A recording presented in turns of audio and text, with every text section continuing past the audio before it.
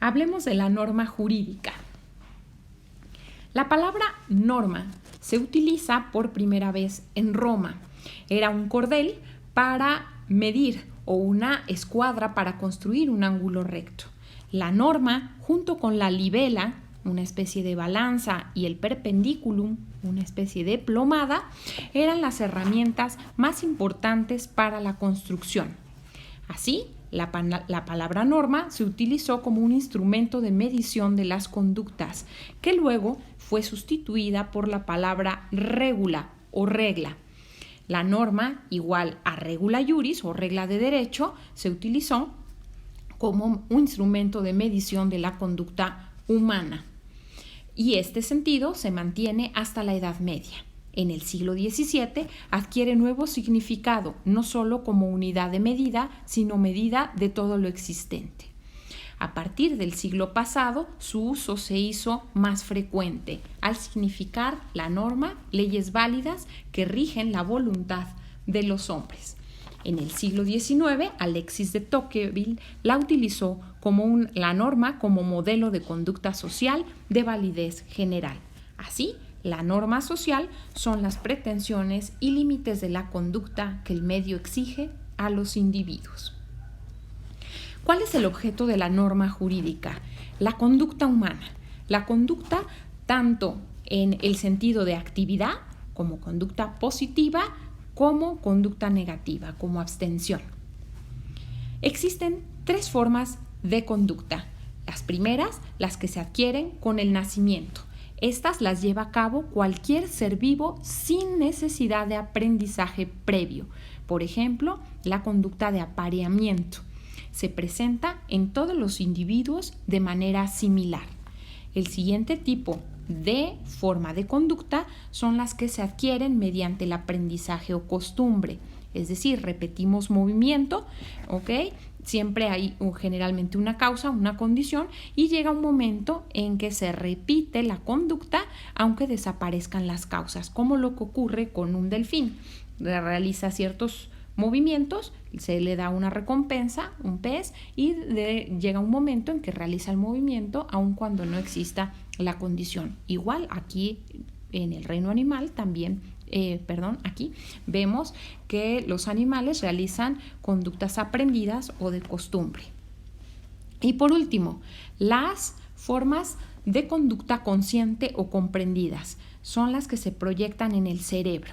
Algunos dicen, igual, a lo mejor un tejedor pues puede realizar la misma obra o una obra similar a la que realiza una araña con su telaraña, o un obrero pues realizar una obra que realiza una abeja obrera. ¿Qué diferencia existe entre el tejedor y la araña? ¿Qué diferencia existe entre la abeja y el obrero? Pues que en esta conducta, la consciente o comprendida, nosotros, los seres humanos, proyectamos la obra en nuestro cerebro y luego la realizamos, y no así en el reino animal.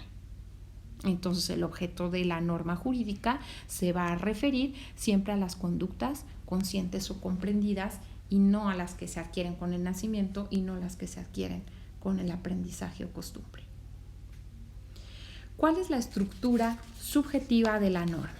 Cuando hablamos de estructura subjetiva de la norma, nos referimos al sujeto obligado, al sujeto de la norma.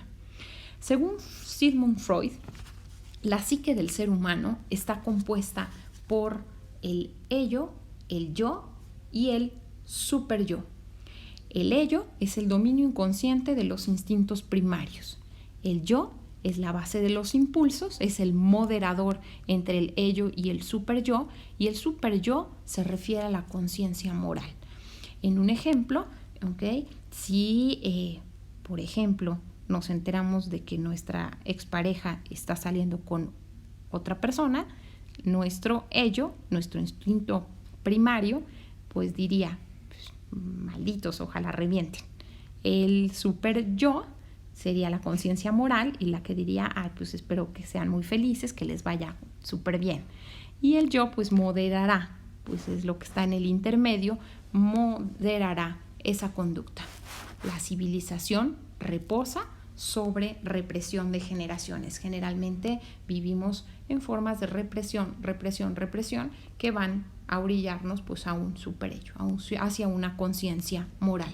La norma debe ser eficaz y para garantizarlo existe la coacción. Estamos hablando de la estructura objetiva de la norma. ¿Qué es la normalidad? La normalidad es la coincidencia de la conducta de los miembros del grupo con lo prescrito por la norma. Es decir, tenemos, por ejemplo, una norma de tránsito que nos indica con la luz verde que no debemos pasarnos el alto. La normalidad implica los casos de coincidencia de la conducta de los miembros, o sea, cada vez que los miembros de la comunidad respetan las señales de tránsito. La normalidad tiene 3 presupuestos que son disciplina, vigilancia y control. La disciplina es la actuación en apego a lo prescrito por modelos de conducta. La vigilancia es la observación de la coincidencia de la conducta con lo prescrito. Y el control es la reacción correctiva en contra de las conductas desviadas. Las normas y las proposiciones normativas. Las normas y las proposiciones normativas. ¿Qué es una norma implícita y qué es una norma explícita? Una norma implícita es aquella que no es susceptible de expresarse de manera clara. Incluso en ocasiones solamente es una norma que la repetimos de manera consuetudinaria. Por ejemplo, no interrumpir cuando hablan los mayores, decir la verdad, cumplir con horarios, recoger los juguetes, utilizar formas de cortesía.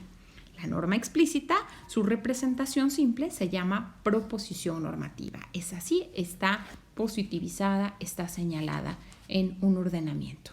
La norma debe respetar las leyes de la existencia. En caso de que no lo haga, pues solamente será una intención normativa.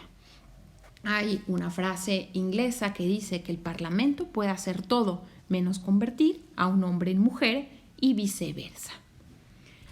¿Qué diferencia existe entre normas y reglas técnicas?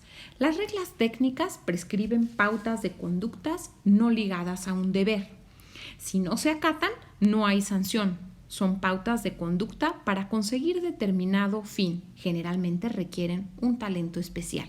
Por ejemplo, si vamos a jugar un partido de fútbol, pues la regla técnica pues va a ser aquella que me indique qué debo hacer para meter goles.